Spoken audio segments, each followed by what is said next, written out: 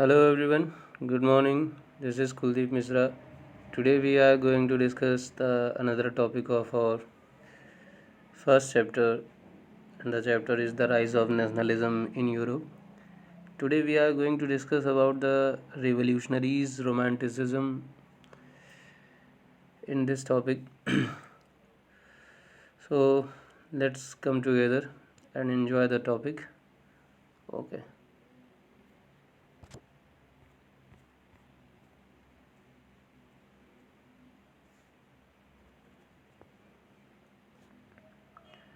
So the topic is the revolutionaries.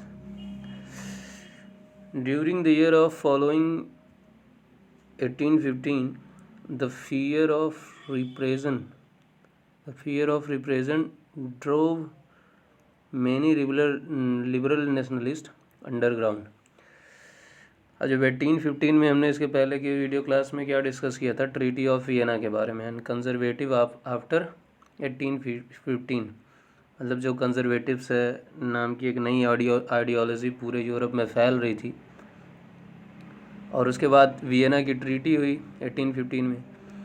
तो अब जैसे जैसे 1815 साल बीतता गया तो जो लोगों के मन में एक तरह से डर था, कौन से लोगों के मन में, जो लिबरल नेशनलिस्ट थे, मतलब कि जो स्वतंत्रता चाहते थे, उस तरह के जो क्रांतिकारी थे, वो अंडरग्राउंड हो गए और उन्होंने क्या करना शुरू किया, अंडरग्राउंड होके एक secret society sprang up in many European states to train revolutionaries and spread their ideas. मतलब वो अंडरग्राउंड होने के बाद नई नई सीक्रेट सोसाइटीज़ पूरे यूरोप में बनाना शुरू की, और अपने जितने भी रिवोल्यूशनरीज़ हैं और उनको ट्रेन करना शुरू किया, और अपने जो आइडियाज़ हैं उनको स्प्रेड करना शुरू किया। And to be revolutionary at this time meant a commitment to oppose monarchical form that had been established after the Vienna Congress।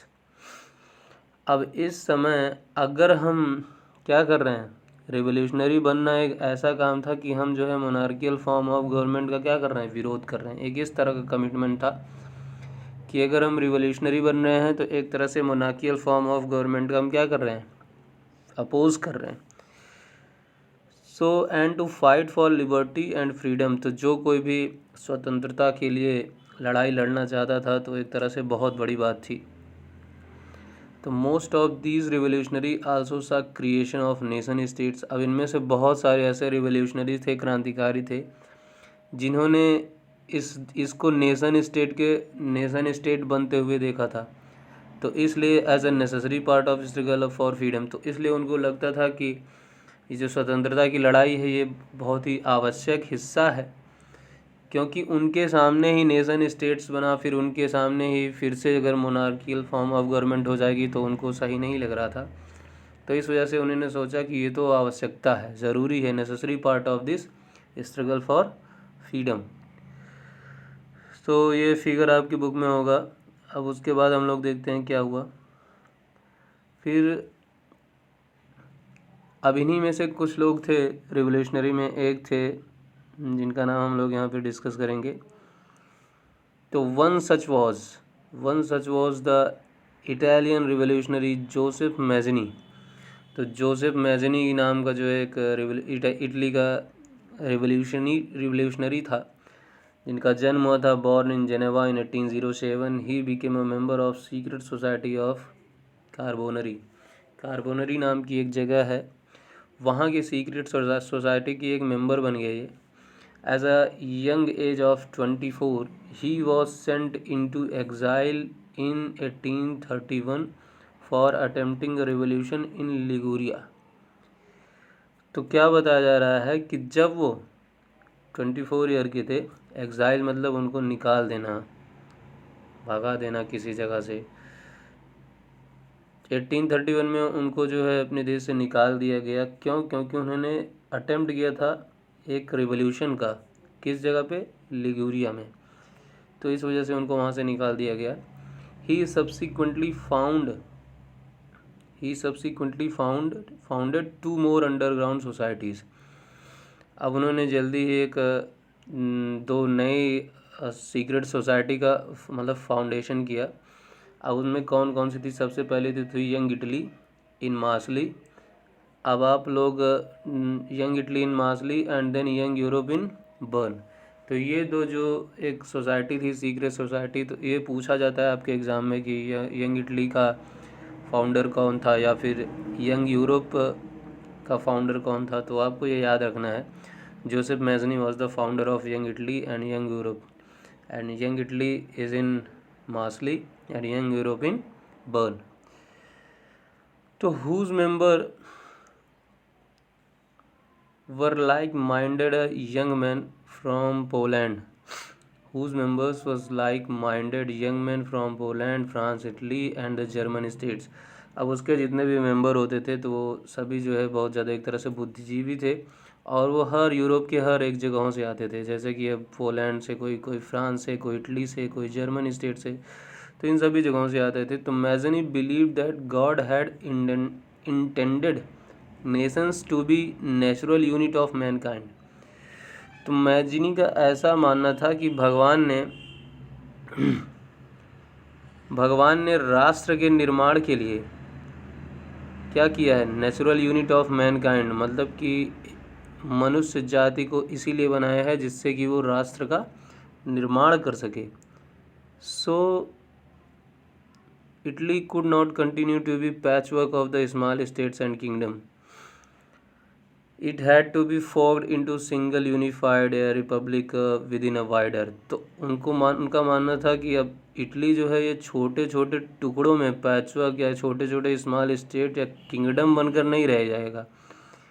It had to, मतलब इसको it had to be forged into single unified republic with in a wider, और इसको जल्दी ही जो है क्या करना पड़ेगा? एक यूनिफाइड मतलब रिपब्लिक का फॉर्मेशन इसका करना पड़ेगा। ऐसा जो है जोसेफ मैजनी का मानना था।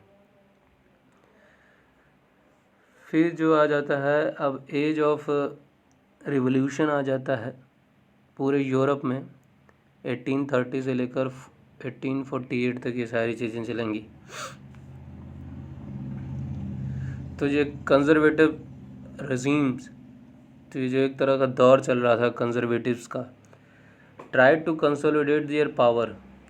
कंसोलिडेट मतलब अपनी पावर को और मजबूत करना, तो मतलब वो अपनी शक्तियों को और बढ़ाना चाह रहे थे। Liberalism and nationalism came to be increasingly associated with revolution in many region of Europe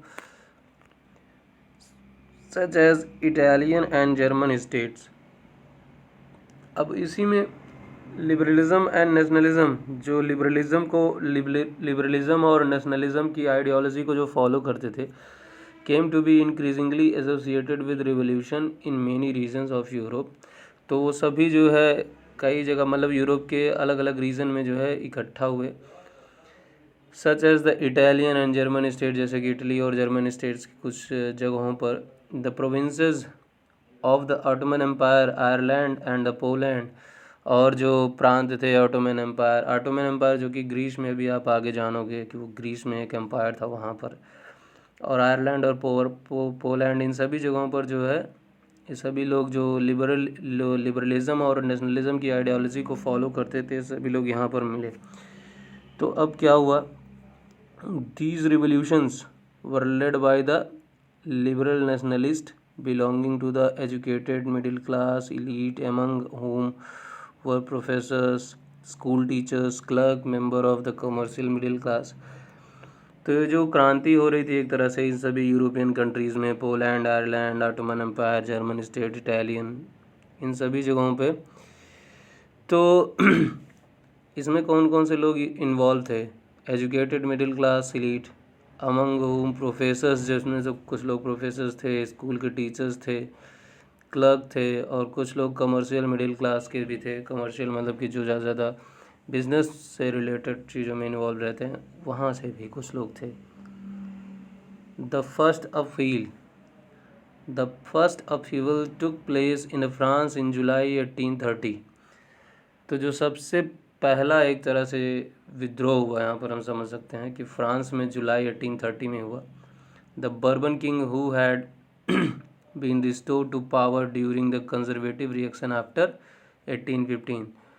तो 1815 वियना कॉन्फ्रेंस के बाद जो कांग्रेस हुई थी वियना में, तो बर्बन किंग जो है मतलब कि जो कंजर्वेटिव थे उसको फिर से रिस्टोर कर दिए थे ना फ्रांस में, कि फिर से यही राजा होगा। तो उन सब चीज़ों से परेशान होकर ये सारी चीज़ें हो रही, रेवोल्यूशन हो रहा है। तो जुलाई 1830 में जो है जब ये पहला रिवोल्यूशन हुआ फ्रांस में, तो were now overthrown by liberal revolutionaries who installed a constitutional monarch with Louis Philippe at its head. तो अब वहाँ से उन्होंने कॉन्स्टिट्यूशनल मोनार्क को उखाड़ फेंका, overthrown by the liberal revolutionaries. जो भी लिबरल रिवोल्यूशनरीज थे उन्होंने जो है कंजर्वेटिव्स के इस मतलब कि जो बर्बन किंग था उसको जो है उखाड़ फेंका और एक नए कॉन्स्टिट्यूशनल मोनार्की को वहाँ पर बिठाया जिसका नाम था लुइस फिलिप। तो लुइस फिलिप को वहाँ पर बिठा दिया। अब जो है ड्यूक मेटरनिक के बारे में आप लोगों ने सुना होगा पिछले वीडियो क्लास में। ड्यूक मेटरनिक ने ही लेड किया था वियना कॉन्फ्रेंस को। तब उसका एक स्टेटमेंट है यहाँ पर, क्या कह रहा है, when France sneeze Metternich once remark, मतलब मैटरनिक ने एक बार बोला था, when France sneeze the rest of Europe catches cold. जब फ्रांस को छींक भी आती है तो पूरे यूरोप को सर्दी लग जाती है। ये मैटरनिक का स्टेटमेंट है। इसको आप लोग कहीं लिख लो क्योंकि हो सकता है कि पूछा जाए आप सबसे, तो इसको लिख सकते हो। फिर जो है क्या हुआ, the July revolution sparked an upspring in Brussels which led to Belgium breaking away from United Kingdom of the Netherland. तो जुलाई रिवोल्यूशन मतलब जो फ्रांस में जुलाई में हुआ 1830 में, तो उसकी वजह से जो है उसकी चिंगारी sparked an uprising in Brussels which led to Belgium breaking. अब उसकी चिंगारी ब्रुसेल्स तक पहुंची और Belgium breaking away from the United Kingdom of the Netherland. तो उसकी वजह से जो बेल्जियम जो है यूनाइटेड किंगडम से क्या हो गया, यूनाइटेड किंगडम ऑफ नीदरलैंड से अपने आप को अलग कर लिया। कि मतलब उसके अंदर भी वैसी फीलिंग आने लगी कि अब मुझे भी अलग होना है, मुझे भी इन लोगों के साथ नहीं रहना है, मेरी भी एक फ्री कंट्री होगी और हमारी अपनी एक आइडेंटिटी होगी। इस सभी चीज़ों को वो लोग मानने लगे। फिर अब हम देखते हैं An event that mobilized the nationalist feeling among the educated elite across Europe was the Greek War of Independence. एक ऐसा इवेंट होता है जो नेशनलिस्ट फीलिंग को एक तरह से जो है इकट्ठा करता है अमंग द एजुकेटेड, मतलब कि जो शिक्षित वर्ग थे पूरे यूरोप में। वो कब हुआ कि जब ग्रीस का वॉर हुआ स्वतंत्रता के लिए, तो उसकी वजह से और भी ये जो इलीट वर्ग थे, एजुकेटेड इलीट क्लास के लोग थे, ये और भी ज़्यादा मोबिलाइज हो गए। तो Greece had been a part of Ottoman Empire. अभी यहाँ पर हम लोग ग्रीस के बारे में डिस्कस करेंगे। Greece had been part of Ottoman Empire since the 15th century. तो ग्रीस तो 15th सेंचुरी से ही ऑटोमन एम्पायर का हिस्सा था। The growth of revolutionary nationalism in Europe sparked of a struggle for independence among the Greece which began in 1821। अब जब ये बढ़ने लगा रेवोल्यूशनरी नेशनलिज्म पूरे यूरोप में, तो इसकी चिंगारी जो है ग्रीस तक भी पहुंची और वहाँ पर भी स्वतंत्रता की शुरुआत हो गई। कब? 1821 में। Nationalist in Greece got support from other Greek living in exile and also from many West Europeans who had sympathies for the ancient Greek culture। तो जो क्रांतिकारी थे in Greece got support from other Greek living in exiles, तो कुछ तो उनको support मिला other Greek से जो जिनको निकाल दिया गया था ग्रीस से, उन्होंने उनका सपोर्ट किया। And also from many European, और बहुत सारे यूरोपियंस ने भी उनका सपोर्ट किया जो ग्रीक कल्चर के प्रति जिनकी सहानुभूति थी। Poets and priests lauded Greece as a cradle of European civilization and mobilized public opinion to support its struggle against the Muslim Empire। तो ऑटोमन एम्पायर एक तरह का क्या था, मुस्लिम एम्पायर ही था।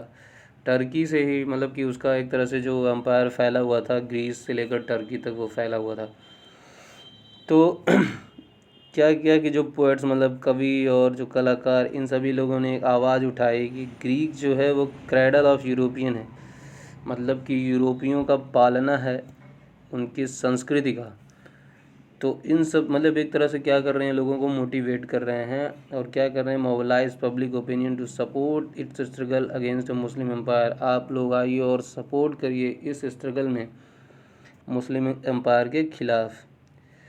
तो इंग्लिश पोएट थे एक, जिनका नाम था लॉर्ड बायरन। लॉर्ड बायरन ने एक ऑर्गेनाइज किया fund and later went to fight in the war and where he died of fever in 1824। तो लॉर्ड, जो कि एक पोएट थे, तो वो जो है क्या किया, उन्होंने फंड ऑर्गेनाइज किया और उसके बाद कुछ दिन बाद जो है वो वॉर में चले गए, लेकिन उनकी डेथ हो गई 1824 में फीवर की वजह से।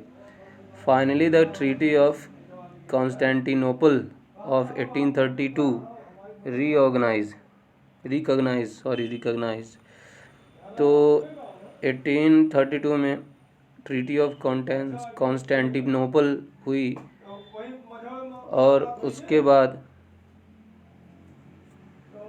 ग्रीस एज इंडिपेंडेंट नेशन, उसके बाद जो है ग्रीस को एक स्वतंत्र राष्ट्र डिक्लेयर कर दिया गया, मतलब तब से वो जाना जाने लगा।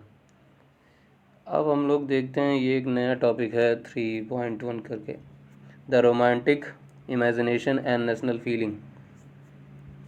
क्या है ये? अब इसमें क्या बताया जा रहा है, the development of nationalism did not come about only through Wars and territorial expansion. जो ये नेशनलिज्म, मतलब एक राष्ट्र प्रेम की जो भावनाएं हैं, ये सिर्फ टेरिटोरियल एक्सपेंशन की वजह से नहीं आई हैं कि मतलब कि अपने साम्राज्य का विस्तार कर लो, इसी वजह से मतलब कि नेशनलिज्म की फीलिंग आ जाएंगी। तो इसमें बताया जा रहा है, culture played an important role in the creating the idea of nation and the poetry, stories, music help express and shape nationalist feeling. इसमें बताया जा रहा है कि कल्चर ने, संस्कृत ने भी बहुत ही महत्वपूर्ण इम्पॉर्टेंट रोल प्ले किया है आइडिया के फॉर्मेशन के लिए, मतलब कि नेशन के फॉर्मेशन के लिए। जैसे कि कला, कविताएं, कहानियाँ, संगीत, इन सभी लोगों ने एक तरह से इनके जो एक्सप्रेशन थे, मतलब ये जो कुछ एक्सप्रेस करना चाहते थे, उसकी वजह से भी लोगों के अंदर नेशनलिस्ट की फीलिंग जो है आई है। अब जैसे हमारे यहाँ ही अलग अलग तरीके के जो है नए नए सॉन्ग्स, फोक टेल्स, फोकलोर वगैरह बनाए गए, जिससे कि लोगों के अंदर नेशनलिस्ट की फीलिंग आए।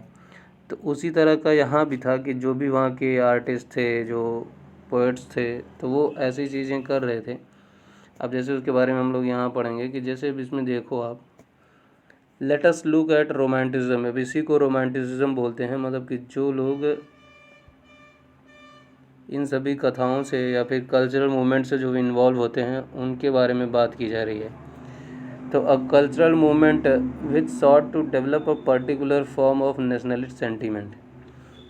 अब जैसे हमारे यहाँ है कि जैसे अगर नेशनल एंथम या नेशनल सॉन्ग अगर बजने लगता है, तो हमारे अंदर अजीब सी फीलिंग आ जाती है, मतलब कि बहुत ही प्राउड सी फीलिंग आती है। तो वैसा ही कुछ फीलिंग इन लोगों के अंदर भी था कि कुछ ऐसे भी सॉन्ग का क्रिएशन हो रहा था, या फिर वो लोग अपने कल्चर को इस तरह से फैला रहे थे कि जिससे कि लोगों के अंदर जो है नेशनलिस्ट सेंटीमेंट क्या रहे थे, डेवलप कर रहे थे। Romantic artists and poets generally criticize the glorification of reason and science and focus instead on emotion, institution and mystical feeling। जो रोमांटिक आर्टिस्ट भी थे, वो हमेशा इस बात की आलोचना भी करते थे कि जो साइंस है, ग्लोरिफिकेशन ऑफ रीज़न मतलब कि जो किसी भी चीज़ का आप महिमा गान कर रहे हो, साइंस का हो जाए या किसी भी चीज़ का, उस पर फोकस करने से अच्छा है कि आप इमोशन, इंस्टीट्यूशन और मिस्टिकल फीलिंग्स पर थोड़ा ध्यान दो। तो their efforts was to create sense of shared collective heritage, a common culture past as a basis of a nation. तो उनके प्रयासों ने एक तरह से क्या किया, their efforts was create a sense of shared collective heritage. तो एक तरह से क्या हुआ कि जो इनके एफर्ट्स ने, मतलब प्रयासों ने, किनके जो रोमांटिसिज्म को फॉलो करते थे, इनके प्रयासों ने क्या किया, a sense of shared collective heritage, a common cultural past as a basis of a nation. मतलब कि वो क्या करते थे कि जो उनके बीते हुए संस्कृति हैं, अगर हम उसका बखान करें तो वो एक राष्ट्र का एक बेस बन सकता है, मतलब आधार बन सकता है। उन सब चीज़ों को हमें लोगों के अंदर शेयर करना चाहिए, उसको बताना चाहिए। तो other romantics such as the German philosopher Johann Gottfried Herder claimed that true German culture was to be discovered among the common people. Das Folk. Das Folk. It was through folk songs, folk poetry, and folk dances that the true spirit of the nation was popularized. तो और भी बहुत सारे Romantics एक तरह से philosopher आए, जिनमें से एक जर्मन के फिलोसफर थे जॉन गॉटफ्राइड हर्डर। उन्होंने यह बताया कि जो सच्चा जर्मन होगा, सच्चा जर्मन जो संस्कृति है, जर्मनी की जो संस्कृति है, was to be discovered among the common people, वो लोगों में खोजा जाता है। देश की it was through folk song. Folk song मतलब कि जो उनकी पौराणिक संगीत हैं, जो प्राचीन संगीत हैं, फोक पोएट्री मतलब पौराणिक कविताएं, और जो प्राचीन जो पौराणिक नृत्य, इन सभी के थ्रू जो है हम क्या कर सकते हैं कि एक स्पिरिट जो है मतलब पॉपुलराइज कर सकते हैं राष्ट्र के निर्माण के लिए। तो इस तरह की चीज़ें जो है वहाँ पर फैल रही थी एक तरह से। So collecting and recording this form of folk culture was essential to the project of nation building. तो इस तरह के लोगों को कलेक्ट करना और उनके फोक कल्चर को, फोक सॉन्ग को रिकॉर्ड करना, ये एक तरह का इसेंशियल प्रोजेक्ट हो गया था एक नेशन बिल्डिंग के लिए। तो ये सारी चीज़ें हो रही थी वहाँ पर पूरे यूरोपियन कंट्रीज़ में। तो अब हम लोग देखेंगे कि अब क्या होता है कि the emphasise on vernacular language and the collection of local folklore was not just to recover an ancient national spirit, but also to carry the modern nationalist message to large audience who were mostly illiterate. तो emphasise on vernacular language, vernacular languages का मतलब होता है जो क्षेत्रीय भाषाएं होती हैं, मतलब हर एक जगह की अलग अलग भाषाएं होती हैं। जैसे हमारे यहाँ अवधी है, तो कहीं भोजपुरी है, कहीं पंजाबी है, तो ये इन सभी चीज़ों को हम वर्नाकुलर लैंग्वेजेस बोल सकते हैं। तो emphasise on vernacular languages and the collection of local folklore. Local folklore मतलब जो क्षेत्रीय पौराणिक कथाएं होती हैं, या उन सभी चीज़ों को जो क्या करना, वर्नाकुलर लैंग्वेजेस में ही क्या करना, एक्सप्लेन करना। Was not just to recover an ancient national spirit but also to carry the modern nationalist message to large audience who were mostly illiterate. अब बताया क्या जा रहा है कि उस समय में हमें पता था कि उस समय की जो पॉपुलेशन थी, लोग थे, सिटीज़न थे वहाँ के, तो वो बहुत ही ज़्यादा लोग इलिटरेट थे। तो उन तक मैसेज पहुँचाना बहुत ही बड़ा काम था, टफ काम था। तो इस वजह से जो है ये क्या कर देते थे, वर्नाकुलर लैंग्वेजेस में ही अपने फोकलोर या लोकल फोकलोर को उन तक पहुँचाते थे। उसके थ्रू वो नेशनल स्पिरिट की फीलिंग को लोगों के अंदर क्या करते थे, एक तरह से जगाते थे, स्पार्क करते थे। इस तरह की चीज़ें होती थी। दिस वॉज स्पेशली, कहाँ थे हम लोग की, यहाँ, this was specially so in a case of Poland. ये सारी चीज़ें सबसे ज़्यादा हम स्पेशली पोलैंड के साथ समझ सकते हैं, क्योंकि which had been partition at the end of 18th century by the great powers Russia, Prussia and Austria. मतलब ये जब इन तीनों ने मिलकर नेपोलियन को हराया था, रशिया, प्रोशिया और ऑस्ट्रिया ने, तो उसमें सबसे ज़्यादा नुकसान पोलैंड का हुआ, क्योंकि पोलैंड पर कुछ कब्जा रशिया ने कर लिया, कुछ पार्ट उसका फ्री रहा और उसके छोटे छोटे हिस्से हो गए। मतलब एक तरह से समझ लो कि even though Poland no longer existed as a independent territory, मतलब कि अब तो ये कहा जाने लगा, मतलब उस समय जो है पोलैंड नाम की कोई जगह ही नहीं थी, मतलब देश ही नहीं था। इस तरह की स्थिति हो गई थी पोलैंड की। लेकिन national feeling were kept alive through music and language.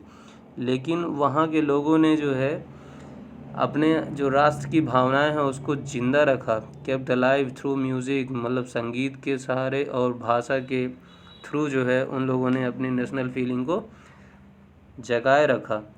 तो उनमें से एक थे Karol Kurpinski. Celebrate the national struggle through his operas and musics and turning folk dance like the polonaise and mazurka into nationalist symbol. तो उनमें जो थे Karol कर्पिंस्की, जो अपने नेशनल स्ट्रगल को सेलिब्रेट करते थे ओपेराज के थ्रू। ओपेराज एक तरह का म्यूज़िक ही है, और संगीत के थ्रू और फोक डांसेस मतलब सांस्कृतिक नृत्य के थ्रू जो है वो अपने स्ट्रगल को क्या करते थे, लोगों में एक तरह से क्या करते थे, सेलिब्रेट करते थे। और उनमें से दो चीज़ें थी जो पोलोनाइज and mazurka into nationalist symbol. तो ये काम वो कर रहे थे कि एक तरह से मतलब उन्होंने जगाए रखा लोगों के अंदर नेशन की फीलिंग।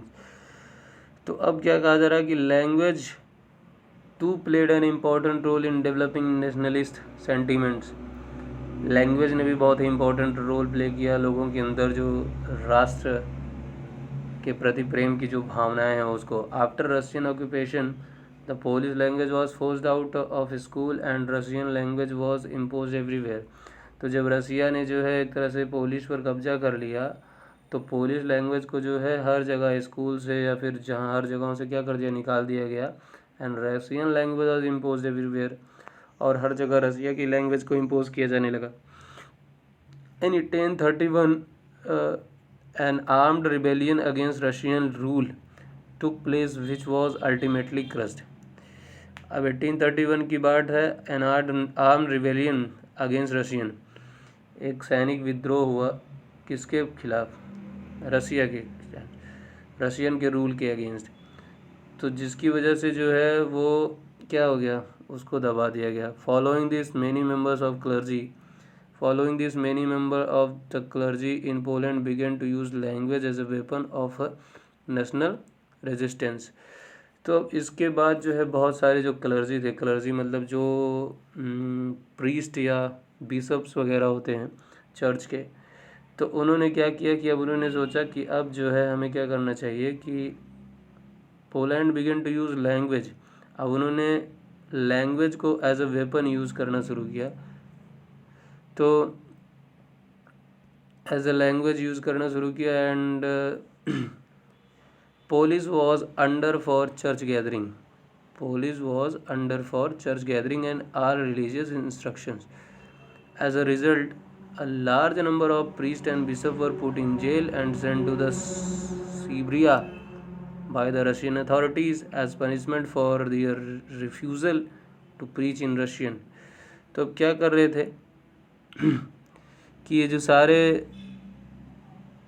चर्च के लोग थे, ये सभी मतलब जितने भी पोलिश थे, मतलब पोलैंड के लोग पोलिश, तो वो सभी जो है चर्च में इकट्ठा होते थे। एंड ऑल रिलीजियस इंस्ट्रक्शन, मतलब जितने भी उनके धार्मिक निर्देश होते थे सबको उसी में करते थे। और इसका परिणाम ये हुआ कि as a result large number of priest and bishops were put into jail. उसका परिणाम ये हुआ कि बहुत सारे पादरियों को और बिशप्स को जो है जेल में डाल दिया गया एंड सेंट टू सीब्रिया, और उनको सीब्रिया नाम की एक जगह पर भेज दिया गया बाय द रशियन अथॉरिटी, मतलब रसिया के अधिकारियों द्वारा, as a punishment for their refusal to preach in Russian. मतलब कि वो चर्च में पोलिश लैंग्वेज में अगर प्रीच कर रहे हैं, मतलब प्रार्थना कर रहे हैं या प्रवचन दे रहे हैं, तो उसके लिए उनको पनिशमेंट दिया गया कि आप जो है रशियन लैंग्वेज में क्यों जो है प्रार्थना नहीं कर रहे हो, ये सब पोलिश लैंग्वेज में नहीं करना है। तो इसी वजह से उन सभी को जो है क्या कर दिया गया, जेल में डाल दिया गया। The use of Polish came to be seen as a symbol of the struggle against Russian dominance. तो इस वजह से लोगों ने अब क्या करना शुरू कर दिया कि अब लोगों ने जो है अपनी लैंग्वेज को ही क्या बना दिया, सिंबल बना दिया। किस चीज़ का, सिंबल ऑफ द स्ट्रगल, मतलब कि संघर्ष का एक प्रतीक बना दिया, जिससे कि वो रसिया के डोमिनेंस को क्या कर सके, रसिया के डोमिनेंस के अगेंस्ट। तो ये सारी चीज़ें थी जो हुआ कि लैंग्वेज ने भी बहुत ही इम्पोर्टेंट रोल प्ले किया, कल्चर ने बहुत इम्पोर्टेंट रोल प्ले किया, इसको हम लोगों ने देखा है। तो I hope you all have understand. So if you have any queries, then you can comment to me in the comment box, and if you have any suggestion, then you can also suggest me related to the video. So I hope it was a good lecture. So let's meet in a next video class. So have a good day. Good luck.